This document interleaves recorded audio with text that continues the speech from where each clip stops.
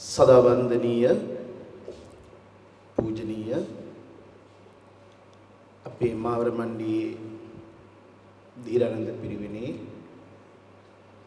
परिवेनाधिपति नायक हामुදුරුව ඇතුළු මේ මොහොතේ වැඩමවා වැඩ ඉන්න සදා වන්දනීය පූජනීය මහා සංඝරත්නය නම් හැටියට කියන්න ගත්තොත් වෙලා යනවා අපේ සීවලි නායක හඳුරු ආදි වශයෙන් සියලු දෙනා වහන්සේගෙන් වගේම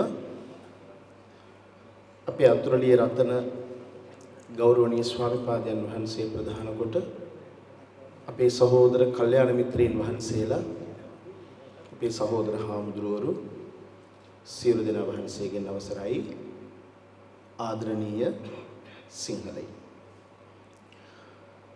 අපේ සුමන රතන හාමුදුරුවෝ ජාතික සංඝ සම්මේලනයේ ලේකම් හාමුදුරුවෝ ඊ රාත්‍රී කාලේ අපේ විහාරස්ථානයට ඇවිල්ලා අපේ රතන ගෞරවනීය රතන හාමුදුරුවන්ගේ කාර්ය මණ්ඩලයේ සහෝදරයනුත් එක්ක යම්කිසි සාකච්ඡාවක් අපි ඇති කරගත්තා මොන විදියටද අපි මේ අත ගහපු වැඩපිළිවෙල ජයග්‍රහණයෙන් කෙලවර කරන්න කියලා. ඉතින් මේ සාකච්ඡාවේ ප්‍රතිඵල ඒ සාකච්ඡාවේ කාලය අපත ගියේ නෑ. සුමන රතන හාමුදුරුවෝ මේ මොහොතේම තීරණය කරුවා හාමුදුරුවනේ අපි පටන් ගමු. මම මේ කටයුත්තට ආරම්භය දෙනවා. බියගමින් අපි පටන් ගමු. ඔබ වහන්සේ රතන හාමුදුරුවෝ වඩින්න පළාතේ නායක හාමුදුරන් වහන්සේලාත් වැඩමවනවා කියලා. පළමු කොටම අප්‍රමාණ රාජකාරී තියෙද්දී ශාසනික වැඩ කටයුතු තියෙද්දී අපේ සුමන රතන හාමුදුරුවෝ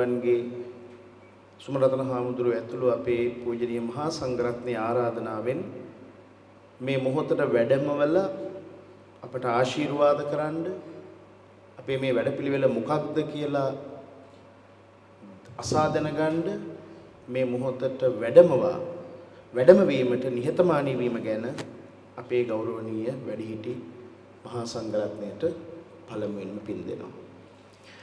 ඒ වගේම අපේ කෘතවේදීත්වයේ වගේම අපේ පුණ්‍යානුමෝදනාව සහ ආශිර්වාදය පළ කරනවා. උන්වහන්සේ සංවිධානය කළ මේ සුහද හමුවට සැපෙමිනුණු ආදරණීය සිංහලයන් හැටියට ඔබ හැමදෙනාම මේ කරුණ ගැන දැනුවත් වෙන්න Tamanගේ කාලය මිඩංගු කිරීම ගැන දීර්ඝව යමක් කතා කරන්න බලාපොරොත්තු වෙන්නේ නැහැ. අද අපි කවුරුත් ඉන්නේ මහමැතිවරණයක් අභියස ජනාධිපතිවරණය ඉවර කළා.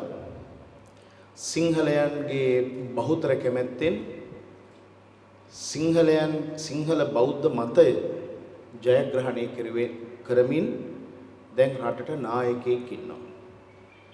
අද දක්වා ඒ නායකත්වයේ සමත් වෙලා තියෙනවා සිංහල බහුතරයකගේ විශ්වාසය දිනාගෙන බහුතර සිංහල ජනතාවකගේ චිත්තාරාධනාවට පාත්‍ර වෙමින් මේ දක්වා කටයුතු කරන්නේ. අපි දන්නවා ජනාධිපතිවරයෙක් හිටියට මදි. ඒ ජනාධිපතිවරයාට රට ගෙන යන්න නම් ආණ්ඩුවක් තියෙන්න ඕන. සිංහල බහුතරයෙන් රටට නායකයෙක් පත් කරගත්තා වගේම අපිට සිංහල ආණ්ඩුවකුත් හදාගන්න ඕන. නමුත් අපිට පේනවා මේ අවිද්‍යාත්මක දේශපාලන ක්‍රමය ඇතුලේ UNP ශ්‍රී ලංකා UNP දෙගොල්ලම එකතු වෙලා සන්දාන දෙගොල්ලම එකතු වෙලා යහපාලන ආදී වශයෙන් කලින් කලට දැන් අවුරුදු 70ක් තිස්සේ එක පෙරුම් කායම් මේ ප්‍රශ්නවලට මේ අර පෙරුම් කායම් බඳින්න වගේ නේද මේ කණ්ඩායම් ඔක්කොම රට යම් තැනකට ගෙනල්ලා තියෙනවා. අවසානයේදී අද වෙද්දී අත්ත වශයෙන් ගත්තොත් මේ තියෙන සියලුම ප්‍රශ්නාවලිය කෙටි වචනයකින් අපි කිව්වොත් කෙටි වචනයකට කැටි කරලා කතා කළොත් අපට අපේකම අහිමි කරපු තැනකට මේක ගෙනල්ලා තියෙනවා. සිංහලයාට සිංහලත්වය නැති කරලා තියෙනවා නේද? කන බොනේ කියලා ගත්තට පස්සේ මිදි ගත්තොත් ඇට නැහැ. දොඩම් ගත්තොත් ඇට නැති දොඩම්, ඇට නැති peer. මේ විදිහට ගියොත් ඇට නැති જાතියක් එන්නේ ඉස්සරහට. මම මේ කියන්නේ කන බොන එකේ ඉඳලා අපි සිතන මතන මේ සියලුම තත්වයන් දරුණු ගරා වැටීමකට ලක් වෙලා තියෙනවා මේ දේශපාලන ක්‍රමය ඇතුලේ. ඒව ගැන විවේචනය කළ වැඩක් නැහැ. අතීතය ගැන කොච්චර දොස් කිව්වත් පළක් නැහැ. past is past නේද? අතීතය අතීතේම තමයි. අපිට වැදගත් වෙන්නේ හෙට දවසේ මොකක්ද අපිට කරන්න පුළුවන්. ඒ වෙනුවෙන් අද දවසේ අපේ භූමිකාව මොකක්ද? අපේ භාවිතාව මොකක්ද කියන එක තේරුම් ගැනීම. මම මහා ලොකුවට දේශපාලනේ දන්න කෙනෙක් නෙවෙයි. රතනහාඳුරු තරම් උන්වහන්සේ කතා කරේ දේශපාලනේ ගැන. අවුරුදු 15ක් 20ක් තිස්සේ අපි එකම අරමුණක ඉන්නවා. ඓතිහාසික ජාතිය වෙච්ච මේ රටේ සිංහලයෝ සංස්කෘතික මේ වශයෙන් ඝාතනය වෙනවා. අමතක කරන්න එපා. ජාතියක් මරන්න බෑ. ඒ ජාතිය සතු සංස්කෘතිය මරන්න නැතුව. ජාතිය මරන්න නම් සංස්කෘතිය මරන්න ඕන. දැන් උදාහරණයක් විදිහට අපේ මේ ශරීර කූඩුව ගත්තොත් මගේ මේ ශරීර කූඩුව පවතින්නේ මේ මස් කැදලි විතරක් නෙවෙයිනේ මේකේ ඇට මිදුළු ආදී වශයෙන් නේද දෙතිස් කුණුප මේ ඔක්කොම එකට එකතු වෙනවා. මේ ශක්තිමත්ව කොටස මේ අට්ටි ඇට කොටස. මේ ඇටේ රැකෙන්නේ නැහැ නේ හැම නැත්තම් මේ මස් ටික නැත්තම් සංස්කෘතියත් ඒ වගේ තමයි. එතකොට සිංහලයෝ කියලා කියන්නේ මේ ලෝකයේ ඓතිහාසික ජාතියක්. ඒ කතාව කවුරුත් දන්නවා. ලෝකයේ කිසිම ජාතියකට නැහැ ඓතිහාසික ලියවිල්ලක් Tamanගේ පැවැත්ම ගැන. අපි ඒකට කියනවා historic deed කියලා. ඓතිහාසික ඔප්පුවක් තියෙනවා සිංහලයන් හැටියට අපිට. අපිට තියෙනවා වංශ කතා. බෝධීන් වහන්සේ වඩම්මපු දවසේ ඉඳලා ඒ බෝධි වංශ කතාව, මහා තූපේ ගොඩනගපු දවසේ ඉඳලා තූප වංශය, එතනින් ගත්තට පස්සේ අපේ ඉතිහාස කතාව ගලේ කොටලා තියෙනවා. පොතේ ලියලා තියෙනවා. මේකේ පිළිවෙලක් තියෙනවා. හරියට අර අපි ඉඩමක් කඩමක් ගන්න ගියාම පත්තිරුව බලනවා වගේ මේ ජාතිය ඉතිහාසය පිළිබඳ අපිට කතාවක් තියෙනවා. ඒතර ඓතිහාසිකව මේ රට ජනාවාස කරපු, මේ රට ශිෂ්ටාචාරවත් කරපු, ඒ විතරක් නෙවෙයි මේ රටේ සංස්කෘතිය ගොඩනගපු සිංහලයෝ අපිට වැදගත් නෑ. කතෝලිකද, ක්‍රිස්තියානිද, ප්‍රොටෙස්ටන්තද, ලුතරයානෝද, ඇන්ග්ලිකන්ද අපිට වැදගත් වෙන්නේ සිංහල විතරයි. ආගම කියන එක හරියට මේ සැප පහසු වාහනයක් වගේ සපත්තු කුට්ටමක් වගේ. ඒක වෙනස් කරගන්න පුළුවන් අපිට. හැබැයි අපිට වැදගත් වෙන්නේ ජාතිය. ජාතිය වෙනසුනොත් ආගම රැකෙන්නේ නැහැ. එතකොට ඓතිහාසිකව මේ රට ගොඩනගපු සිංහලයෝ දේශපාලනික වශයෙන් සිංහලයාගේ අභිවෘද්ධිය, සිංහලයාගේ පැවැත්ම, සිංහලයාගේ ආරක්ෂාව වෙනුවෙන්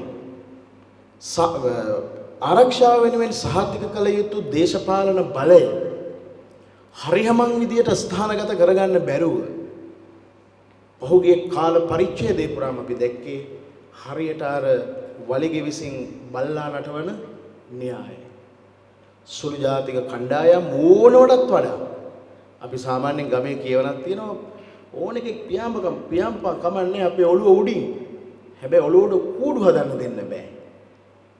අද අපි Tamanගෙම බිමේ උරුමය අතේ තියාගෙන ඒ උරුමයට හිමිකම් කිය අපි ඇහිරලා ඉන්නවා විතරක් නෙවෙයි මහා දැඩි ආතතියකටපත් වෙලා තියෙනවා හැම අතින්.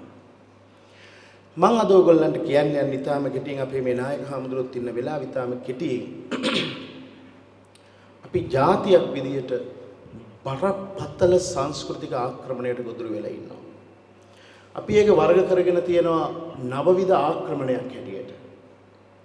එක පැත්තකින් මේ ඓතිහාසික බුද්ධ භූමියේ අවුරුදු 2000 ගණනක් නොකිලිට ලෙස ත්‍රිපිටක බුද්ධ වචනය ආරක්ෂා කරපු සිංහලයෝ බෞද්ධයෝ සංස්කෘතික මේ වශයෙන් විනාශ කිරීම සඳහා ඔයත් දන්නවද? ක්‍රිස්තියානි මූලධර්මවාදී සංවිධාන විතරක් අපේ නායක හාමුදුරුවනේ මේ මොහොතේ 455ක් ක්‍රියාත්මක වෙනවා. හෙට ඔබ වහන්සේලට පුළුවන් අන්තර්ජාලයට ගිහිල්ලා එහෙම නැත්නම් සමාගම් ඇතුළට කතා කරලා දැන් තොරතුරු දැනගැනීමේ පනත යටතේ කොච්චර තියෙනවද ක්‍රිස්තියානි මූලධර්මවාදී සංවිධාන කියලා බලන්න. 455ක් ක්‍රිස්තියානි මූලධර්මවාදී සංවිධාන තියෙනවා. බොහෝ බෞද්ධ ගම්වල ආගමික ඝට්ටනයන් නිර්මාණය කරලා තියෙනවා. ඒක සාම්ප්‍රදායික කතෝලික පල්ලියට අභියෝගයක්. හැබැයි වුන් විවෘතව ඒක කතා කරන්නේ නැහැ. දැන් අවුරුදු ගණනාවක් තිස්සේ කියනවා සදාචාර විරෝධී විදියට, නීති විරෝධී විදියට මේ රට තුල ක්‍රියාත්මක වෙන මේ ක්‍රිස්තියානි මූලධර්මවාදයේ මැඩලන්න නීති ගෙනෙල්ලා. එමුන්හන්සලා නමක් පාර්ලිමේන්තු ගියා. නමුත් අපි හොඳින්ම දන්නවා බුද්ධ ශාසන පනත ගෙනාවා. ක්‍රිස්තියානි මේ මූලධර්මවාදයෙන් බෞද්ධ ටික ආරක්ෂා කර ගැනීම සඳහා සදාචාර විරෝධීව සහ නීති විරෝධී ලෙස ක්‍රියාත්මක වන මේ වැඩපිළිවෙල නතර කිරීම සඳහා පනත ගෙනාවා. අදටත් කවුද ක්‍රියාත්මක කරන්න දුන්නේ නැත්තේ කියන එක ප්‍රශ්නයක්. කියන්න බෑ. ඒක හොඳ නෑ. ඒකට හිතනවා දේශපාලනය කියලා. ඔය මහලොකු බෞද්ධ නායකයෝ තමයි ඒකට විරුද්ධ වුණේ. නමුත් සමහරුන්ගේ දේශපාලනය ආගමක් කරගෙන තියෙන රටක අපිට ඇත්ත කතා කරන්න බෑ. මොකද ඇත්ත වැහිලා මිත්‍යාවෙන්. නමුත් ඔය මහලොකු පපුවට ගහ ගන්න බෞද්ධයෝ අපේ නිකායේ මූලස්ථාන පවා රවට්ටලා ඒ පනත කුණු ගෝල්ට වීසි කළා. මම උන්වහන්සේත් එක්ක විරසක වෙලා පැත්තකට උනේ හේතුව නිසා. අවුරුදු 15කට පස්සේ ආපහු මේ හාමුදුරුවොත් එක්ක එකතු වුණේ මට අපිට ඒක නම්බුයි. අර තක්කඩි මැර දේශපාලකයොත් එක්ක එකතු වෙනවට වඩා රටට නිවැරදි දැක්මක් ආත්ම පරිත්‍යාගයෙන් සම්පූර්ණ කරපු යතිවරයෙක් එක්ක එකතු වෙන එක හොඳ නිසා. අරට වඩා ක්‍රිස්තියානි මූලධර්මවාදයේ පිළිබඳ අපි දිගින් දිගටම කතා කරනවා. මේක ගැන කතා කරන්න කියලා මට නඩු 68ක්. සෝමහාමුදුරුව අපවත් වෙනකොට 2003 අගභාගයේ එවකට රතනහට හොඳට මතක ඇති අපි වීජම ලොකු බණ්ඩාර බුදු සාසන ඇමතිවරයා හැටියට ඉන්නකොට ඒක වටලලා ඕමල්පේ සෝබිත හාමුදුරුව එතන උපවාසයකට වාඩි කළා. ජනාධිපති බුද්ධ ශාසන කමිෂන් සභාව වාර්තාව අරගෙන 2002 බලනකොට ක්‍රිස්තියානි මූලධර්මවාදී සංවිධානය තිබුණේ 103යි. දැන් මේ සියලු නායකයන් යටතේ ඒක වර්ධනය වෙලා තියෙනවා 455ක් දක්වා. ඒකේ භයානක පැත්ත මොකද්ද? අද ඔයගොල්ලෝ දන්නවා ඇති මේ ගම්පහ බැලුවත් රටේ කොහේ හරි බැලුවත් නිගණ්ඨේ කැර අනිත් සියලුම මිත්‍යා දෘෂ්ටික බලවේග දැන් බෞද්ධ ස්වරූපයෙන්ම කලෙලි බහැලා නැද්ද? රහතන් වහන්සේලා බුදුවරු මෛත්‍රී බුදුහාමුදුරුවෝ දැන් සීස කළා අරගෙන මෛත්‍රී බුදුනුත් ඉන්නවා. තව කල් තියෙනවා ඒක 15 දැන් සීස කළා සීස මෛත්‍රී බුදුනුත්. බුද්ධ ශාසනය තුලම කඳපණු න්‍යායයෙන් මේ බෞද්ධානුරූපීකරණයෙන්ම භික්ෂුන් වහන්සේලා පවා පැවිදි ස්වරූපයෙන් බෞද්ධ සමාජය විනාශ කර දැනකට වැටලා තියෙනවා. ඒක පැත්තක්. ඒ වගේම අපි දිගින් දිගටම කිව්වා රාජපක්ෂ උන්නහෙට කිව්වා සිරිසේන උන්නහෙට කිව්වා ඊට කලින් චන්ද්‍රිකානෝනට කිව්වා රනිල් උන්නහෙට කිව්වා මේ සියලු නායකයන්ට කිව්වා සිංහලයෝ මේ රට තුල වන්ද්‍යාකරණයට ගොදුරු කරන වැඩපිළිවෙලක් තියෙනවා. අපි ඒක යොදාගත්තේ සිංහලයෝ වන්ද්‍යාකරණය කියලා. සිංහලයෝ පමණක් නෙමෙයි සහතික වශයෙන්ම දමිලයන් පවා. මේ සිංහල සහ දමිල මිනිස්සු වඳ කිරීම සඳහා නායක හාමුදුරුවනේ සංවිධාන දෙකක් 1973 ඉඳලා අද දක්වා මේ රට ඇතුලේ වැඩ කරනවා. එක മന്ത്രിවරයෙක් කතා කළේ නැහැ. මාරිස්ටොප් ආයතනයත් PSL කියලා ආයතනයක් තියෙනවා Population Services ලංකා කියලා.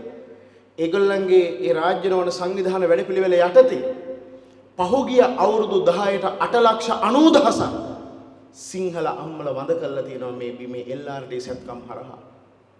අවුරුදු 26 සම්පූර්ණ නම් දරුවෝ දෙන්නෙක් හදලා ඉන්නවා නම් දෙවෙනි දරුවා අවුරුදු 2 සම්පූර්ණ කරලා තියෙනවා නම් නීතියෙන් ඉඩ දීලා තියෙනවා ඕන වඳ සත්කමක් කරගන්න.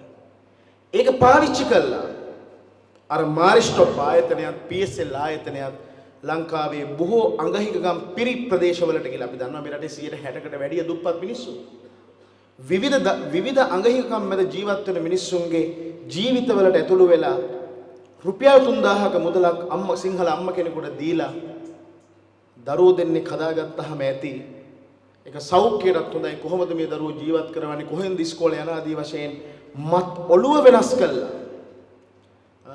ඒක චින්තන වෙනසක්. දැඩි ආකල්ප මේ වෙනසකින් දරුවෝ හදන එකද බරපතල විදියට නවත්තලා තියෙනවා. ඒක නිකම්ම වෙන එකක් නෙවෙයි. ඒක රාජ්‍යයේ මැදිහත් වීම ඇතුව ඒ කටයුත්ත කරගෙන යනවා. මේ සියලු නායකයන්ට කෝ වන්ද්‍යාකරණය නවත්තන්න කියලා. ඒක වෙන්නේ නැහැ. අනෙක් පැත්තෙන් හදබිම් ආක්‍රමණය. අපි දන්න ඕනෑම රටක තියෙනවා heartlands කියලා. හදබිම්. අද අරගෙන බලන්න. මාලිගාව වෙන්න පුළුවන්. අටම ස්ථානය වෙන්න පුළුවන්. මහියංගනේ දීඝවාපිය වෙන්න පුළුවන්.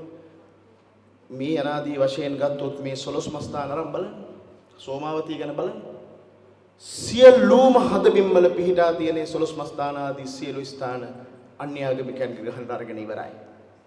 අපි කතා කරනවා සහජීවනය, සර්වාගමික, සර්වජාතික වෙන මේ කසාය බිබි අනේ ඉතින් ඔක්කොම ඉන්න එපා කිය අපි අපේ ධර්මයේ මත පදනම් වෙච්ච ඒ ශික්ෂණය තුලින් අපි ඉවසගෙන ඉන්නවා. හැබැයි අපි දන්නේ අනතුරු Tamange බෙල්ල මුලටම ඇවිල්ලා කියලා. හදබිම් ආක්‍රමණය කරනවා. අනිත් පැත්තෙන් ගත්තොත් ස්වයං පරිහානියකට පත් වෙලා තියෙනවා ජාතියක් හැටියට අපි. සරලව කිව්වොත් ආර්ථික අතින්ද, සෞඛ්‍ය අතින්ද, සදාචාරාත්මක පැත්තෙන්ද කොයි අර්ථයෙන් ගත්තත් යම් ප්‍රමාණයක් හැරෙනකොට සාතිශය බහුතරයක් මේ රටේ සිංහල මිනිස්සු රෝගී මිනිස්සු. බහුතරය රෝගී වෙලා. ඉතින් රෝගී මිනිස්සුන්ට බණ කියලා වැඩක් නැහැ. මේ ජාතිය නිරෝගී කර ගැනීමට අපිට වැඩපිළිවෙලක් අවශ්‍යයි. ආර්ථික වශයෙන් නිරෝගී වෙන්න ඕන. එතන ඉඳලා ගත්තට පස්සේ යන සියලු කාරණා. මේ මොහොත වෙද්දී අපි මුහුණ දෙන බරපතලම ප්‍රශ්නය ගෝලීය වශයෙන්ුත් ඊටාම භයානක, රට වශයෙන් ගත්තොත් ඊටාම භයානක අන්තවාදී ආක්‍රමණයකට අපි මුහුණ දෙමින් ඉන්නවා. ඒ තමයි අපි දිගින් දිගටම පෙන්වා දීපු ඉස්ලාමීය උන්මත්තක අන්තවාදය. ඒක ආකාර තුනකට ක්‍රියාත්මක වෙනවා. මුස්ලිම් අන්තවාදය, මුස්ලිම් ආක්‍රමණය, මුස්ලිම් ව්‍යාප්තිය හැටියට. මේ කියන කාරණා තුනටම අදාළ සියලු සාක්ෂි අපි සතුව තියෙනවා. කොහොමද වෙන්නේ? කොයි කාලෙද වෙන්නේ? කොහොමද වුනේ?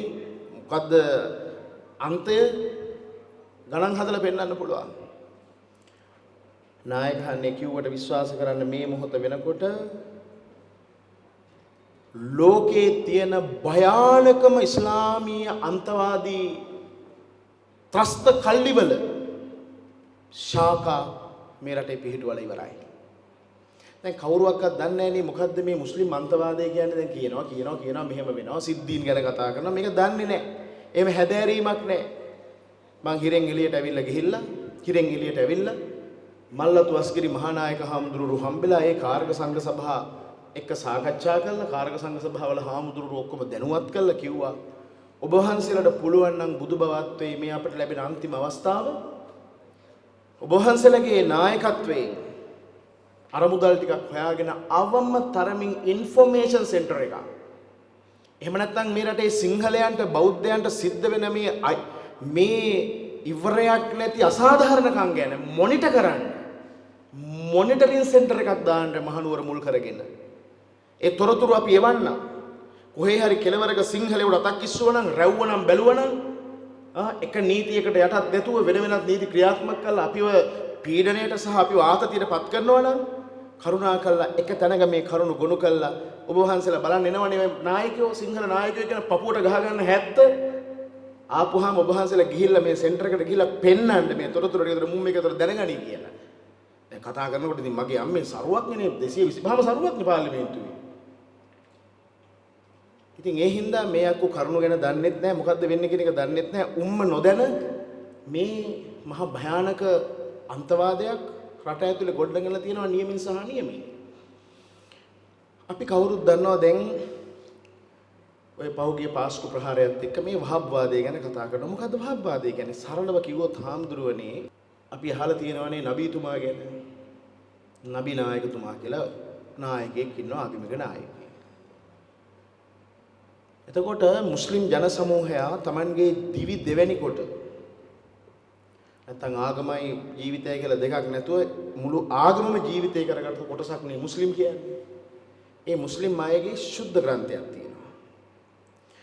ඕනෑම ආගමක ඒ ආගමක ඉගැන්වීම් මඩංගු ශුද්ධ ග්‍රන්ථ තියෙනවානේ. ඉස්ලාමිකයන්ගේ අල් කුරානය, හින්දුන්ගේ භගවත් ගීතාව, බෞද්ධයන්ට අපේ ත්‍රිපිටකය, කතෝලික ක්‍රිස්තියානීන්ගේ බයිබලය, ඒවයිනේ මූලධර්ම තියෙන්නේ. දැන් අපේ ත්‍රිපිටක ධර්මයේ ඉගැන්වීම් වල කොහේවත් හිංසාවක් පිළිබඳ ඉගැන්වීමක් නැහැනේ. අවිහිංසාව හැර කරුණා, මුදිතා, මෛත්‍රිය නේද? කරුණාව, උපේක්ෂාව යනාදී ගුණාංග එක්කනේ අපි නැගිටින්නේ. අපිට හීනෙන්වත් අවමතරමින් අපේ ශාස්ත්‍රූවරයා රහසින්වත් පවුණු කරපු උත්තමේ. අපි ගන්නෙත් ඒ මග. එතකොට අපි බලන්න ඕනේ මේ අවිහිංසාවාදී දර්ශනයක් එක්ක ගොඩනැගුණු ජාතියක් අනෙක් ආගමික ඉගැන්වීම් එක්ක සන්නද්ධ වෙන කල්ලි කණ්ඩායම් වලින් අපිට ඇති වෙන තරජනය ගැන අපි හිතලා තියෙනවද? ගණන් බලලා තියෙනවද? බුදුහාමුදුරුවෝ තමන්ගේ ධර්මයේ ඇතුළෙම පෙන්වලා තියෙන ඔය මහා පාසාදික සූත්‍රයේ, මහා දුක්ඛඛන්දෝපම සූත්‍රයේ, වාසෙට්ට සූත්‍රයේ, අම්බට්ට සූත්‍රයේ බොහොම ලස්සනට දක්වලා තියෙනවා මිත්‍යා දෘෂ්ටි කියන්නේ මොනතරම් භයානක පාපයක්ද කියලා. මහා සාවද්‍ය පාප කර්ම වලටත් වඩා භයානකයි කියලා දක්වලා තියෙනවා ධර්මයේ. ඒතර බුදුහාඳුරෝ කියලා කියන්නේ මිත්‍යා දෘෂ්ටින් 62ක් එක්ක හැප්පිච්ච උත්තමී. අපි මේ එකක් දෙකක් එක්ක හැප්පෙන්න බැරුව නිකන් තටමනවා. කෙලින් කතා කරන්නේ වංගගා ඉන්නවා මෙහෙ හෙනගෙඩි පුපුරනවා අපේ මිනිස්සුන්ගේ ඔලුගෙඩි මාද. එතකොට අපි බැලුවොත් ඇත්ත වශයෙන්ම මොකද්ද මේ ඉස්ලාමය කියන්නේ? කුරාණය කියලා කියන්නේ අල්ලා දෙවියන් විසින් නබීතුමාට කිව්වායයි කියන පණිවිඩ අඩංගු ග්‍රන්ථය. අල්ලා දියෝ දැකලා නැහැ නබීතුමා කනට මේ කිව්වයි කියන්නේ. එතකොට මේ අල්ලා දෙවියන් නබීතුමාට ඇවිල්ලා කියාපු නියෝග ඒවා තියෙනවා 6666ක්. 4යි. 6666ක් තියෙනවා කුරානයේ අල්ලා දෙවියන් විසින් නබීතුමාට කිව්වායයි කියන නියෝග. ඒකට තමයි සුද්ධ වූ අල් කුරානය කියලා කියන්නේ. ඊළඟට දැන් මේ අල්ලා දෙවියන් විසින් නබීතුමාට කිව්වායයි කියන නියෝග අසා දැනගන්න ඉන්න ඕනේ. ගෝලියොරොත් අද මේ අපි වගේ මේ කියන අහන්න එනවනේ කට්ටිය නේද? එතන ඉන්නවා එතන හිටිය ප්‍රධාන ගෝලියෝ ටිකක් ඔය අබු බකර් කියලා කෙනෙක් හිටියා, අබු හුරයිරා කියලා කෙනෙක් හිටියා, මල් මුස්ලිමීන් කියලා කෙනෙක් හිටියා, සහීහ් අල් බුහාරි කියලා කෙනෙක් හිටියා. ඒකේ ඔය නම් ජෙනරල් ටිකක් කියලා හිතා ගන්නවා. දැන් නබීතුමාගෙන් අහනවා මොකද්ද කිව්වේ අල්ලා දෙවියෝ ඊයේ? දැන් ඉතින් ලොක්කා කියනවා මෙහෙම කිව්වා.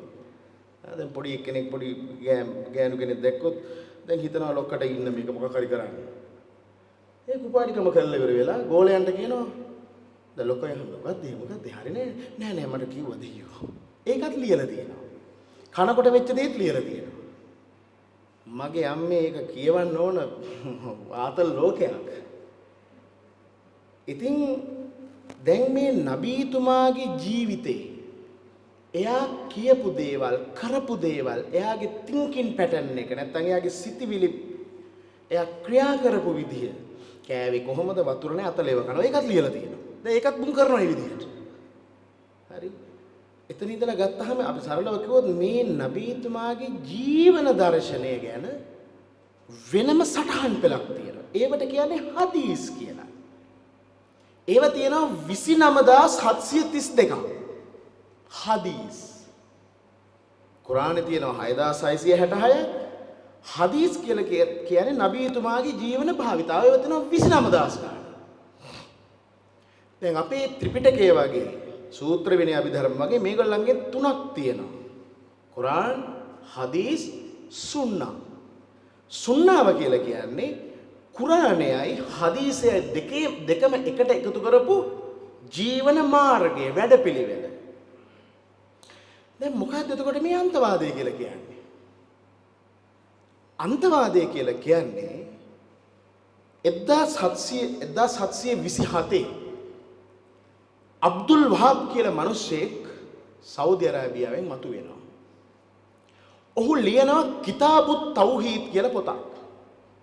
කිතාබුත් තෞහීද් මේ පරමාධිපති නායකවරුත් ඉන්න හින්දා කියන්නේ ගෝලෝ ටිකක් හදන්න වෙනවා හඳුන්නේ පානදුරා වාදේ කළා වගේ පංචමහා වාදේ කළා වගේ මේක ඔළුවෙන්ම ගහලා මේක ඉවර කරන්න ඕන. අපෙන් තමයි මේ තම්බියන ගන්න මේ රටේ. හන්දේ ඔය සෙල්ලම් ඉවර කරනවා අපි. ආණ්ඩු තිබ්බත් නැතත් පාර්ලිමේන්තු ගියත් නොගියත් මේක අන්නනවා මේක. අපෙන් තමයි ගණගන්නේ මේ. අපි අවුරුදු 2500ක් බනහපු જાතියක් මේ ලෝකේ ශ්‍රේෂ්ඨතම ශාස්ත්‍රවරගේ ගෝලෙ වෙච්ච අපිට බැරිද මේක අන්නන්න? එක ගල් කැටයක් නොගහ මේක කරන්න පුළුවන්. ඒකට ඕන ඔළුව විතරයි, කියවීම විතරයි, කැපවීම විතරයි. කැපකිරීම කරන්නේ නැහැ අපේ කට්ටිය. එතකොට මේ කිතාබුත් තෞහීද් කියලා පොතක් ලියනවා අබ්දුල් වහාබ්. මේක තමයි වහාබිසම් කියන්නේ. අබ්දුල් වහාබ් ලියපු වැඩපිළිවෙල තමයි වහාබිසම් කියන්නේ. වහාබිසම් වල මොකද්ද තියෙන්නේ?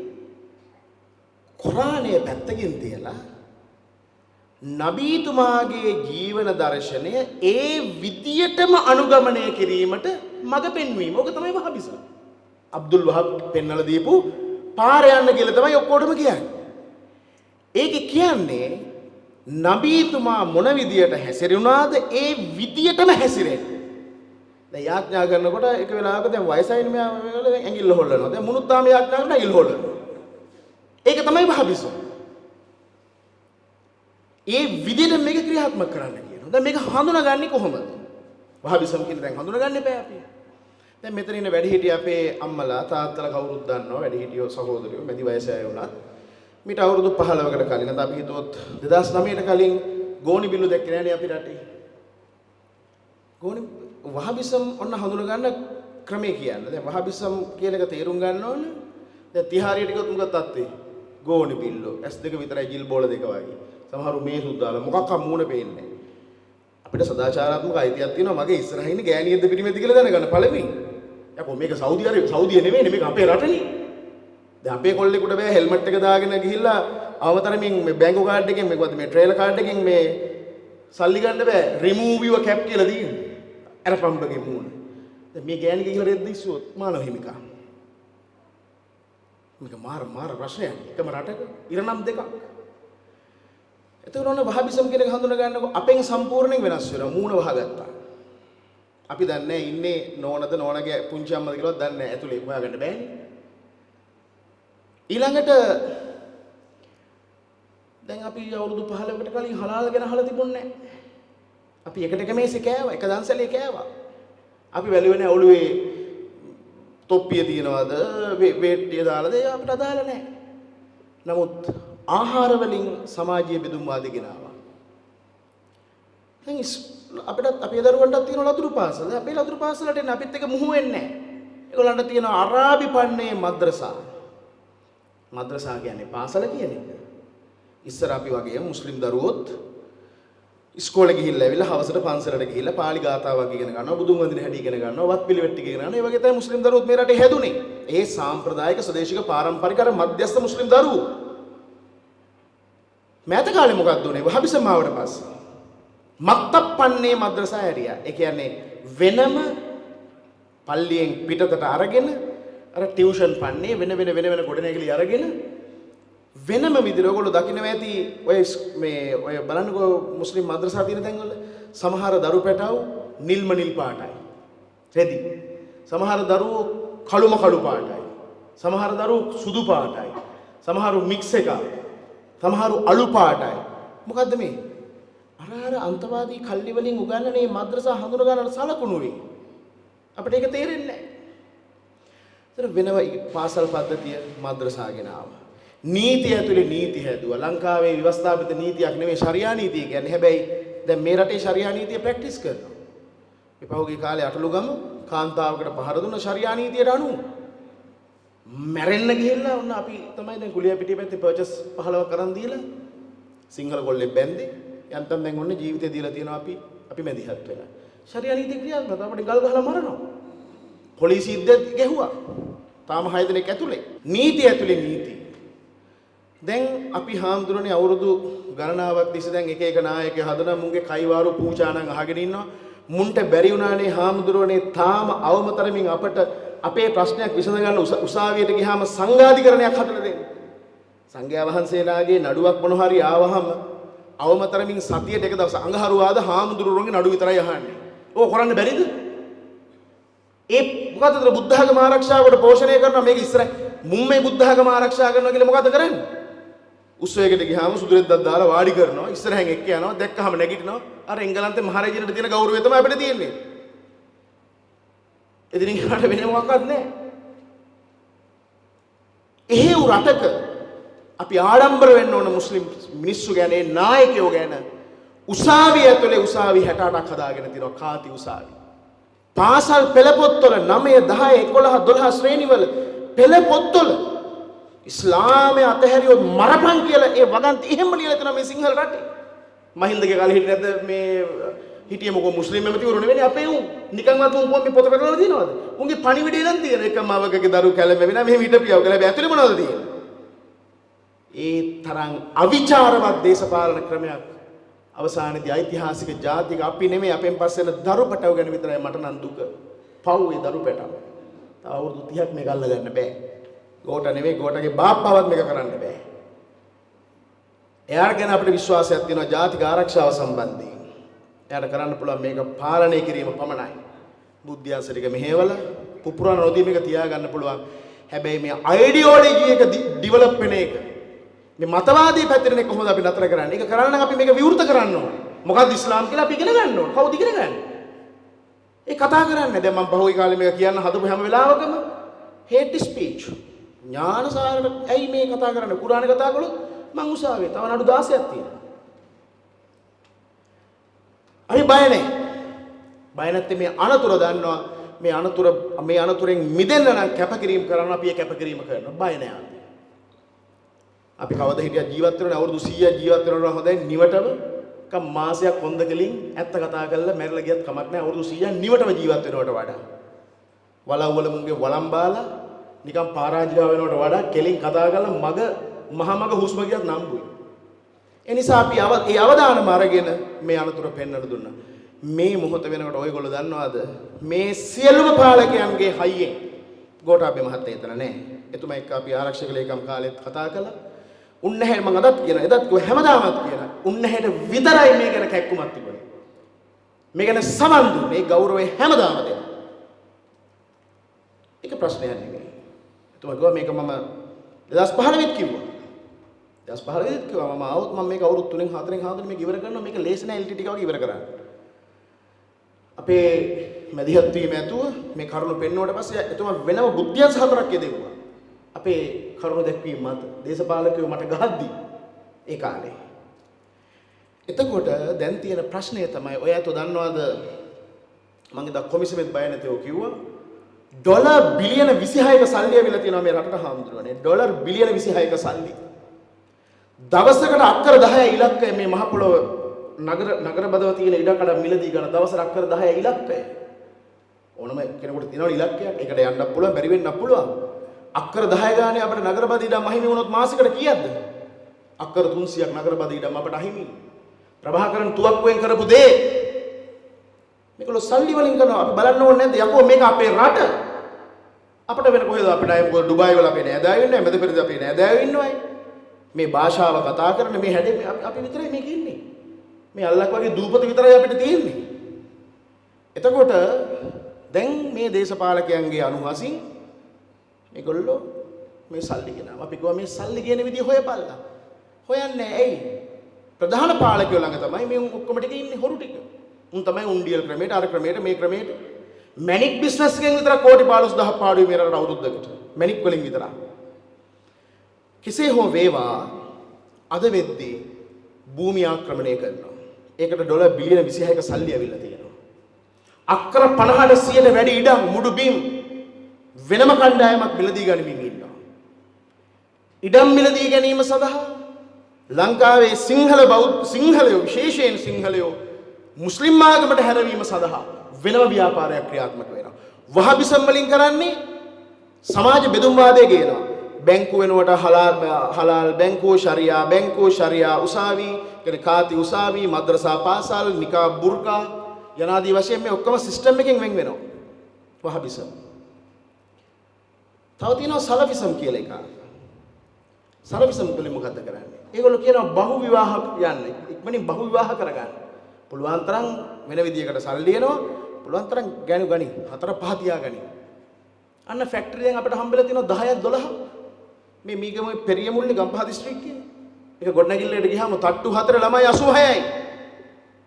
ගෑනු 5යි එක පිරිමියයි යට තට්ටුවේ. ළමයි 18යි. දෙවෙනි තට්ටුවේ ළමයි 20යි ගෑනු 5යි එක පිරිමියයි. තට්ටු 4 පිරිමි 4යි ගෑනු 20යි ළමයි 86යි. යකෝ මේ ගොඩනැගිල්ල ගත්තොත් මේකට 3000ක් දාන්න බෑනේ. තව මේකට 100ක් නෙමෙයි තව 50ක් විතර දැම්මම මේක පිරෙනවා. ඊට වඩා මේක රොතු දෙන්නේ නැහැ. මේ මහා පොළොවට උනත් දරන්න පුළුවන් ප්‍රමාණයක් තියෙනවා. වතුර ටික සීමිතයි. හුස්ම ගන්න තියෙන වාතය සීමිතයි. පොළව සීමිතයි. අනාගතයේ අපේ දරුවන්ට හුස්ම ටිකට වතුර ටිකට මරා ගන්න එතකන් අපි බලන් ඉන්නේ. අපේ දරුවන්ගේ සේසත අපේ දරුවන්ගේ උරුමේ නේ මේ වනසන්නේ කොල්ල කන්නේ. ඒක නතර කරන්න ඕනේ නැද්ද අපි? ඒක නතර කරන්න සමත් වෙලා තියෙනවද මේ පාලකයෙක් එකත් අත දක්වා? මොන බයිලා ගැහුවත් මේ හයිවේ හදන එකවත් මේකක්වත් මහලු කජ්ජවල්නේ මොකක් අම්මගේ අප්පගේ බූදල් නෙවෙයිනේ අපේම අපි මේව ණය ගෙවන්න ඕන. ඒව ගැන හාමුදුරුවෝ කතා කරයි. ඒතර සලෆිසම් කියලා එකක් ඇවිල්ලා තියෙනවා. ඒගොල්ලෝ මොකද කරන්නේ? ඕගොල්ලෝ දන්නවද? වෙනම බහු විවාහ යටතේ දරුවෝ හදනවා වගේම පහුගිය අවුරුදු 5ට 8000කට වැඩි සිංහල ගෑනු මුස්ලිම් ආගමට හරවලා තියෙනවා. ඒ වෙනුවෙන් දවා සෙන්ටර්ස් දවා කියලා කියන්නේ DHWA දවා කියලා ගහලා බලන්න ඉන්ටර්නෙට් එකට. දවා සෙන්ටර්ස් 200ක් පිටවල තියෙනවා මේ රටේ. අපි ළඟ තියෙන තොරතුරු 8000ක්. නම් වාසගමී. ඒ කියන්නේ සංස්කෘතික ආක්‍රමණය කියන්නේ මොකද්ද? වසන්ති මොහොමඩ් එක්ක වසන්ති හැටියට ඉන්නව නම් කමක් නැහැ. හැබැයි වසන්ති මොහොමඩ් අරගෙන ගිහිපුවාම වසන්ති මකලා දානවා. වසන්ති ෆාතිමා වෙනවා. වසන්ති ෆාතිමා වලට මොකද්ද අපි කතා කරන්නේ? එයාගේ වෝට් එක කොහෙද ඊට පස්සේ? අල්ලා දෙවියන් ගෑනට අනුව තමයි වෝට් එක. මොකටද මේ ඉවල්ලන්නේ? කතරේට. අපි ඔලු කිඩි ගණනේ සිංහලයේ වගේ මෝඩේ වුණාට වැඩක් නැහැ. පාලනය තුල ස්ථානගත වෙන්න බැරි නම්. එතකොට වසන්ති ෆාතිමා වෙලා මොහොමඩ් එක්ක පැටව හැදුවම නම් තියන්නේ නැහැ නේ අනුර කුමාර දිසානායක රනිල් වික්‍රමසිංහ කියලා නම් තියන්නේ නැහැ. ඒ එන්නේත් මොහොමඩ් පැටව තමයි. මොහොමඩ්ලට එක බුද්ධාගමක් නැහැ නේ ලෝකෙ කොහෙවත්. අසල්වැසි බෞද්ධ රාජ්‍යයන් වලට වෙච්ච දේ අපි කවුරුත් දන්නවනේ. එතකොට රට ඇතුලේ සිංහලයෝ මුස්ලිම් ආගමට හරවනවා වගේම මැද පෙරදිග ගිය 80000ක් මුස්ලිම් කළා තියෙනවා මේ වෙද්දී. බරපතල තත්වයක්. යකෝ අපේ සම්පත් ගෑණියෙක් කියන්නේ ජාතියක සම්පතක් ගැහණු දරුවෙක් කියන්නේ. තාත්තා කෙනෙක් Tamanගේ දියණියක් හැදුවේ දුවේ නුඹ මගේ ප්‍රාණයයි කියලානේ. මේ පරම්පරාවට උම තමයි මේ කුලගේ මේක අරගෙන යන්නේ කියලා. එතන ඒ දියණියට අද අත තියලා තියෙනවා. කුරුණෑගල දිස්ත්‍රික්කේ පමණ නගරයට ආසන්න හරියට වර කිලෝමීටර් 4ක ප්‍රමාණය 1200 ගානක් මුස්ලිම් කළා තියෙනවා. මගේ ළඟ තියෙන ඔක්කොම මේ දිවුරුම් පෙත්සම්. මේ විදිහට ගත්තයින් පස්සේ මට වාරුවක් නෙවෙයි දවස් ගාණක් කියන තොරතුරු අවුරුදු 15 30 රැස් කරපු දේවල් තියෙනවා. ඒ අනුව අල් කයිඩා, ISIS, අල් ජිහාද්, තාලිබාන්, ටොයිබයි, බොකෝ හරාම්, අල් ෂබාබ් වගේ මේ නොඑක් සංවිධානවල අනුබද්ධිත සාකා මේ රටේ ගොඩනගලා තියෙනවා. ජමාතේ ඉස්ලාම්, තබ්ලිග් ජමාත්, ඉඛ්වාන් මුස්ලිම්, අල් මුස්ලිමීන් යනාදී වශයෙන් සංවිධාන විශාල ගණනාවක්.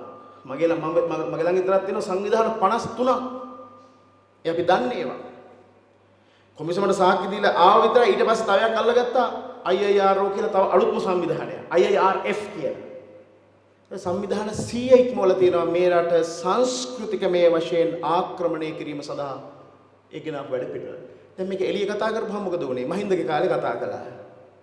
මහින්දගේ ළඟම ඉන්න අර කටවාචාර දේශප්‍රේමී විමල් වීරවංශල මොකද කිව්වේ? මේ ඥානසාර ස්ථවිරෝ මෙයා මේ යුරෝපෙ ගියා මෙයා නෝර්වේත් ගිහිල්ලා තියෙනවා මෙන්න කොන්ත්‍රාත්යක් ගෙනාව මහින්ද රාජපක්ෂ මහත්තයාගෙන් ඡන්ද ටික අයින් කරන්න. බෝම්බේ ගහලා දැම්මා. ඉතින් අනේ අවඥාවෙන් බලන්න ගත්තා මේ මිනිස්සු එහෙමනේ සාමාන්‍යයෙන්.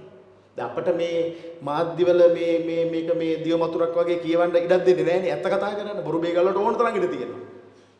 මරාගෙන මැරෙන කල්ලි හදන කණ්ඩායම් වල නායකයන්ට ගුවන් කාලේ ඕන තරම් තියෙනවා. මේ වෙන අනුතර කියන්නේ අපිට දෙන්නේ නැහැ ඉඩ. ඇයි? මිනිස්සු අපිට ආදරේ. මිනිස්සු දන්නවා අපි බොරු කියන්නේ නැහැ. එක ප්‍රතිපත්තියක ඉන්නවා. ඍජුව වැඩ කරනවා. ඒක අහන්න මිනිස්සු කැමති. හැබැයි මිනිස්සුන්ට අවස්ථාවක් තියනවද? නැහැ. පැයක විතර කතාවක තප්පර 30ක් දානවා කෑල්ලක් අරගෙන. ඒකත් අපට අවාසි එකක්. මොකක් හරි. ඒක තමයි ඇත්ත. එදා මහින්දගේ කාලෙත් මේක කියන්න ඉඩ දුන්නේ නැහැ. යහපාලන කාලෙත් මේක කියන්න ඉඩ දුන්නේ නැහැ. හැබැයි පෞද්ගලික හැම නායකයෙක්ම මොන ගහලා මේ අනතුර පෙන්නලා දුන්නා. අද වෙනකොට ඔයගොල්ලෝ තේරුම් ගන්න බටහිර ලෝකේ ඉස්ලාම් මන්තවාදය ගැන කියන්නේ තනි වචනකින් ඉස්ලාම් is cancer. ඉස්ලාමය කියලා කියන්නේ පිළිකාවක්. දැන් මේ ඉස්ලාමයේ නැමැති පිළිකාව වැළඳලා ඉවරයි අපිට. ලංකාව නැමැති අම්මගේ දේහයට ලංකා දේහයට මේක වැළඳිලා ඉවරයි. අපිට පිළිකාවක් මට පිළිකාවක් හැදුනත් ඔබට පිළිකාවක් හැදුනත් එහෙම තිරසංස්කෘතික කොටවත් නොවේවා. උදාහරණයක් විදිහට කිව්වේ. මොකද්ද අපිට තියෙන විකල්ප දෙකයි. වෛද්‍යවරයෙක් හම්බ වෙනවා මේ ડોක්ටර් ඉන්නේ මෙතන. සාරංග මහත්මයා වෛද්‍යවරයෙක් හම්බ වෙනවා. ඉතින් වෛද්‍යවරයා බලලා කියනවා ඔව් පිළිකාවක්. මේ අහවල් තැන තියෙන්නේ. එක්කවක් gadu එක්කවක් මාවේ කොහෙන කොහේ හරි. ඔයාලට තියෙන එක දෙයයි මේක පැතිරෙන්න නොදී ස්ප්‍රෙඩ් වෙන්න නොදී පැතිරෙන්න නොදී මේක මේක පාලනය කරන්න. මෙන්න මේ ට්‍රීට්මන්ට් කරන්න. ඒ කියන්නේ නිතර අවධානයෙන් ඉඳලා ඒක බලන්න ඕන.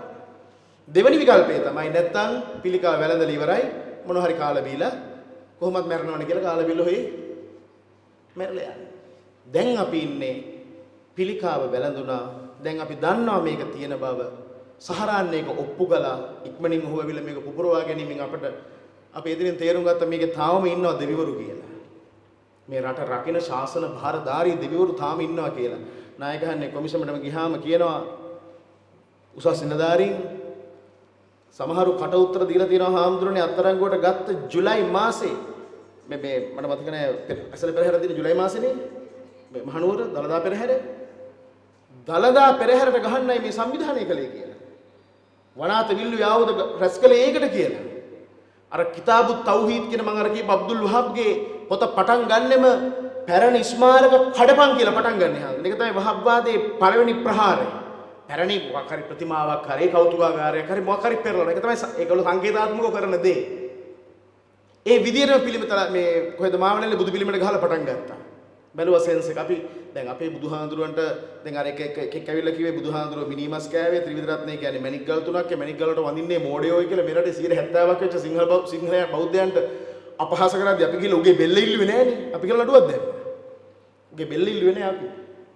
හැබැයි මුස්ලිම් අන්තවාදී භයානකකම බුදු පිළිමයට ගහලා පටන් ගත්තා. ඒගොල්ලෝ සැලසුම් කරේ දළදා පෙරහැරට ගහන්න. එහෙම ගැහුවනම් මොකද වෙන්නේ? අපි සාක්කි දීලා ආවට පස්සේ කාතන් කුඩියෙන් ආපු සුෆී මුස්ලිම් මිනිස්සු කිව්වා රට වටේම හම්බෙච්ච කඩුයි කාතන් කුඩියේ සහරාන් ගෙන්නපු කඩුයි එකම වර්ගයේ කඩු. මොකටද මේ කැලෑ කපන්නද මේ එකම කඩුව පල්ලි වලට බෙදලා තිබුණේ? මහින්ද මහත්තයා කාලේ ඔය ලොකු උන්නැහේ ළඟට ගිහිල්ලා කිව්වා රුපියල් බිලියන 30ක සල්ලි ඇවිල්ලා තියෙනවා අධි තාක්ෂණික පල්ලි හදන්න. මේ හැම පල්ලියක්ම බංකරයක් අනාගතේ අපට කන්න වෙනව නන්නත්තර වෙන්න මේක ගැන හොයන්න කියලා. එහෙම තමයි හාදුනේ මැද පෙරදකින් ආධාර එනවනේ. එච්චරයි. ඒක අද ඔප්පු වෙලා තියෙනවා සාක්ෂි වලින්. මුස්ලිම් අයම ඇවිල්ලා උතුරතුර. ඒ නිසා මේක තියෙන අවදානන් තැනක. දැන් අපි අවුරුදු ගාණක් මේක එළියේ කිව්වා. රතන හාමුදුරුවොත් මේකට මැදිහත් වුණා. දැන් ඔය පාස්කු ප්‍රහාරයෙන් පස්සේ උපවාසයක් කළා හාමුදුරුවෝ. ඒ උපවාසය නොකරන්න අපේ විරෝධතාවයක් තිබුණේ නැහැ. අපි කිව්වේ මේ තුන් දෙනෙක්ගේ නම් නෙමෙයි මුන් ඔක්කොම අයින් වෙන්න ඕන. උන්වහන්සේ තුන් දෙනෙක් අයින් වෙනවා. අපි කිව්වා නෑ. ඔක්කොම අයින් වෙන්න ඕන. අවසානයේදී ඔක්කොම අයින් වුණා. එහෙම නොහිටින්න මොකද වෙන්නේ ආද? මේ ගොල්ලෝ ගාවත් ඔය සෙට් එක ඒ විදිහටම අනේ එහෙනම් ග්‍රාමීය කර්මාන්ත ආපහු බදුරු දින එකම තමයි. ඒ වෙනස මේ හාමුදුරුවෝ කළා. කරන්න උර දුන්නා. ඒක නිසා අපට කල් මරන්න තප්පරයක් නැහැ. මේ හයිවේ හදන එක වෙන මේ ගොඩ නැගිලි හදන එක නෙළුම් පොළොව මහ කජු නෙවෙයි ඒවා. ඒවා මහ ලොකු දේවල් නෙවෙයි. පළවෙනි දේ තමයි භූමිය ආරක්ෂා කරගෙන ජාතියේ පැවැත්ම ආරක්ෂා කර ගැනීම වෙනුවෙන් වැඩපිළිවෙලක් හදන එක. දැන් අපිට මේක එළියේ ඉඳලා කතා කරලා ඇති වෙලා තියෙන්නේ. මුන් පනත් හදලා තියෙනවා ඔය 2015 එකක් සම්මත වුණා ICCPR පනත කියලා. අපිට කතා කරන්න බෑ. ඒ මොකද රාජ්‍ය රෝණ සංවිධාන මේවා හරි බලවත්. ඒගොල්ලෝ දැන් පාලනේ රතපොවනවා. ඒගොල්ලෝ ඔක්කොම එකතු වෙලා පනතක් හැදුවා. දේශපාලන ජාත්‍යන්තර දේශපාලන සම්මුති පනත කියලා. ඒ අනුව අපි කුරානය ගැන කතා කළොත් මුස්ලිම් මුණියකට ගිහලා පුළුවන් පොලිසිය පැමිණිල්ලක් දාන කුරානය ගැන කතා කළා මට අල්ලා දෙයියෝ ගැන දුක හිතුණා. කලීම කට උත්තරයක් ගත්තා දැන් මා කූඩුවට. hate speech වෛරී සහගත ප්‍රකාශ. මේ ජාතියට තියෙන අනතුර ගැන මේ එළියේ දැන් ඔයගොල්ලන්ට කිව්වා කියලා ඔයගොල්ලෝ පනත් හදනවා නීති හදනවා ඔයගොල්ලන් නේද? මේ ගැන කියවීමක් දැන් අපි හදාගෙන තියෙනවා. මේ අනතුර දැකලා තියෙනවා ලෝකෙ වෙමින් තියෙන දේ පේනවා. ඔයගොල්ලන්ට මතක ඇතිනේ ISIS කාර්යෝ අල්ලගත් එක නගරයයි මොසුල් නගර ඉරාකේ. ක්‍රිස්තියානීන් හිටියේ. මොකද්ද කිව්වේ? ඔය ISIS පන්නයේ මතවාදය තමයි ලංකාවේ භයානක. මේ කියන්නේ ඔය පුපුරවාගෙන මැරීම දක්වා ගොඩනැගිලා තියෙන ඉඛ්වාන් මුස්ලිම් නමින් ඒ මතවාදය ISIS රයි. ඒක තමයි කෝස් ඔෆ් ෆල්ලා අල්ලාහගේ මාර්ගය ජිහාද. ඒක තමයි අල්ලාහ දෙවියන් වෙනින් කරන්න තියෙන උපරිම පරිත්‍යාගය. ඒ ඉගැන්වීමට අනුව සන්නද්ධ මේ ක්‍රියාකාරකම් වලට මිනිස්සු හදලා තියෙනවා. මුන් ගිහිල්ලා අල්ලගත්ත මොසුල් නගරේ. අල්ලගත්තම ඉන්නේ ක්‍රිස්තියානි. කුරාන් එකේ ලියලා තියෙනවා අවස්ථාවක් දෙන්න කියලා ක්‍රිස්තියානීන්ට සහ යුදෙව්වන්ට. ඒගොල්ලන්ට chance එකක් දෙන්නේ බද්දක් ගෙවුවොත්. ඒ බද්දේ නම ජිස්යා බද්ද. අපිට බද්දක් ගෙවලා තුන් එක්ක ඉන්න බෑ, අපි මරනවා. අපිට විකල්ප දෙකයි තියෙන්නේ, එක්ක මුස්ලිම් වෙන්න ඕන නැත්නම් මරුන් කන්න ඕන. බලන්න දැන් ඉන්ටර්නෙට් ගහලා බලන්න මොසුල් නගරේ මොකද උනේ කියලා ISIS මොසුල් කියලා ගහලා බලන්න. කුරාන් එක අතක තිබ්බා, T56 අනිත් අතේ තිබ්බා. මිනිස්සු කිය 1000 ගාණක් උන්ට කිව්වා මෙන්න වර්ස් එක කිව්වා කුරානේ. දැන් අපි මේ නගරය අල්ලගත්තා. උඹලා මුස්ලිම් වෙනවද නැද්ද? ක්‍රිස්තියානියට ඒක බෑ, අපිට මුස්ලිම් වෙන්න බෑ. එහෙනම් උඹලා බදු ගෙවන්න ලෑස්තිද? අපේ පාලනේ පිළි අරගෙන අපිට බදු ගෙවන්න ඕන උඹලා. දැන් මේක අපේ යටතේ තියෙන්නේ. උඹලා ජිස්යා බද්ද ගෙවන්න ලෑස්තිද? තුෂ්ණිම් බූතුනා උන් දන්නේ ජිස්යා කියන්නේ. උන් දන්නේ නැතුව බෑ කිව්වා. නියෝග දෙනවා අබු බකර් ඔක්කොම මරපන්. 1000 ගානක් මරුවා කොමානෝ හිමිකා. දෙයියන්ගේ නියෝගේ. මේක තමයි ඉස්ලාමයේ කතාව. අවසනාවකට මේක අර බණ කියන්න වගේ අපේ සංඝයාසල මේ ඔක්කොම දැන් මේ ඉන්න මිනිස්සු නිවන් දක්කන්නේ හරි හදිසියන්නේ නිවන් දක්කන්න ඉන්නේ උන් ටික. අපි මේක අතෑරපන් කියලා ඔක්කොම අතෑරලා යනවා අරුව ඇවිල්ලා මේක අල්ලගන්න. යකෝ අවුරුදු 2000 ගාන රැකපු ධර්මයේ තව යුගයකට මේක ඉතුරු කරන්න ඕන. අද මේ රටේ භික්ෂුන් වහන්සේලාගේ අපි හැමෝගෙම වගකීම වෙන්නේ මේ ඉස්ලාම් මන්තවාදයෙන් මේක බේරගන්න.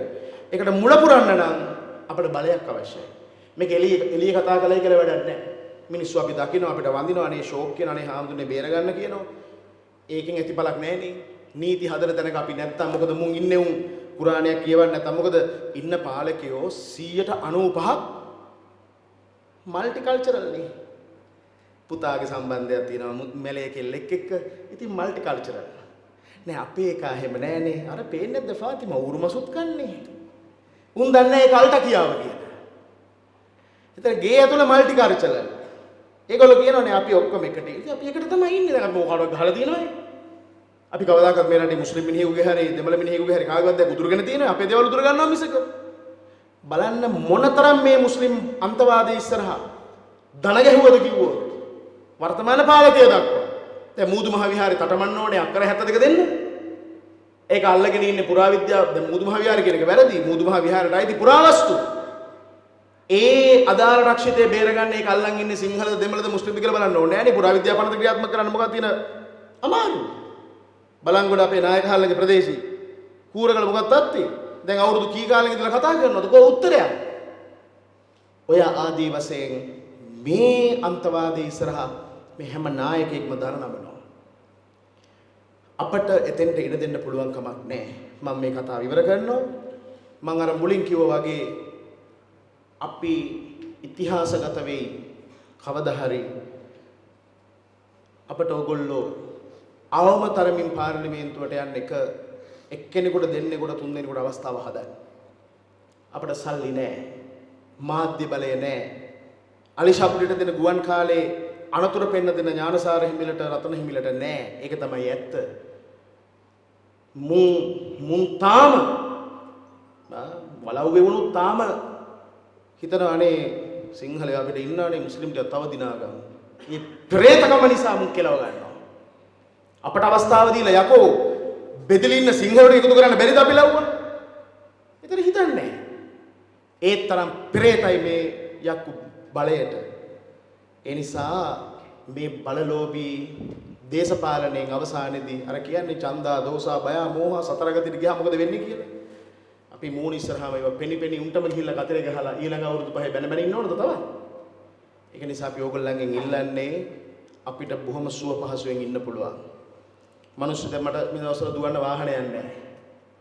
මම මෙතුමියගෙන් මහත්තර කතා කරලා ලොකු මහත්තයෝ වාහනයක් හොයලා අනේ හඳුනේ මං එවන්න කැබ් එකක් කියලා කැබ් එකක් ඉතින් මට කියලා මේ ලක්ෂ 100ක් හමාරක් දීලා වාහනයක් ගන්න ඕනේ අවශ්‍යතාවය පිළිබඳව නම් භික්ෂුත් එක නේකනේ එතකොට ඒ රාජකාරිය අපි එහෙම කරගන්නවා කැපකිරීම කරන්නේ නැතුව මේක මේ ජාතියට අවශ්‍ය දේ දිනා ගන්න බෑ ඒක හින්දා ඔයගොල්ලෝ මේ වතාවේ 10 දිනා හරි හැදිලා ඔහෙලා ගැන හිතන්න එපා. දැන් මේ බඩ කඩුත්තු ඉවරයිනේ අපේ කාලේ. දරුවන්ට මේ රට තියෙන්න බෑ. නායකයෙක් ඉන්නවා. ඒකවත් මේ මිනිහවත් මේක මෙහෙවගෙන අදාළ වැඩ ටික කරගත්තේ නැත්නම් අපට ආයි හායි හුයි ගන්න එනවා පස්සේ. ඔය ඉන්න එක මහා බක බුණෙක්වත් ගිහිල්ලා මේ අදාළ දේ කතා කරන්නේ නැහැ. මොකද උන් මේකට බද්ධ වෙලා තියෙන උන්ගේ ජීවන රටාව දැන් ඔයාලට පේනවා ඇතිනේ නේද? ඒකම අරක දැන් පොහොට්ටුවෙන් කියලා වෙන්නේ අලුත් මිනිස්සු ශ්‍රී ලංකාවේ හිටපු ඔන්නේ පොහොට්ටු හදාගත්තේ. දැන් අපි හිතන පොහොට්ටුව හොඳයි කියලා. අර පරණ හැත්තම තමයි. එකෙන් දෙන්නෙක් ඇති අලුතෙන් දානවා. ඒකෙන්ද මේ රැවටීමට අපි හසු නොවි අපි තීරණයක් ගත්ත කොච්චර දුෂ්කර වුණත් අර කියනවනේ මහත් විදුරු ගිරි බිතකට වැද අනුත සුණත් දල ඇතුට ලෝවා පහසෙක් නැත කියලා. මේ කළුගල්ලෙක් අර මහා වජ්‍ර පර්වතයේ බින්දින්න යනවලු දල තියෙන ඇතේ. වජ්‍ර කියන්නේ දියමන්තිනේ. ඒක හරි ඝනයි. හැබැයි දල තියෙන ඇතා හිතනවා මේක පෙරලන්න පුළුවන් කියලා. මෝ ගිහලා අනිනවා වජ්‍ර පර්වතයට. පෙරලන්න බෑ. දල කුඩු වෙනවා. ඒත් ඒක නම්බුයි නිවට වින්නවට වඩා. ඒ නිසා අපි තීරණයක් ගත්තා මේ මහා ගල් කණු එක්ක හැප්පිලා මොන තාලෙට හරි උඩුගම් බලා යන දේශපාලනයක් මේ දේශපාලන ව්‍යාපාරයක් රට වෙනුවෙන් හදන්න එළිය කෑ ගැහුවයි කියලා උපාසකම් වලට ධර්මශාලාවේ අනුතුරක් ගැන කියුවයි කියලා මේකෙන් උත්තරයක් නෙවෙයිනේ. ඒ නිසා බලය හදන තැන ඒ බලය අභ්‍යාස කිරීම සඳහා අපි වැඩපිළිවෙලක් හැදුවා රතන හාමුදුරුවොත් එක්ක. උන්වහන්සේට විශාල දේශපාලන අත්දැකීමක් තියෙනවා. ඒ අත්දැකීමට අනුව උන්වහන්සේට මේක මෙහෙවන්න පුළුවන් කියලා අපිට විශ්වාසයක් තියෙනවා. උන්වහන්සේත් එක්ක හදන මේ වැඩපිළිවෙල ජයග්‍රහණයෙන් කෙලවර කිරීම සඳහා ඔයයන්ගේ සහයෝගය ඉල්ලමින් ජාතිය ඔසවා තැබීමට දරන මේ වෑයමට හැමදෙනාගේම ආශිර්වාදයත් ශක්තියත් එකතු කරන්න කියන කාරණාව නැවත නැවතත් මතක් කරමින් මම නිහඬ වෙනවා හැමදෙනාටම තුනුරුවන්ගේ සරණ ප්‍රාර්ථනා කරමි.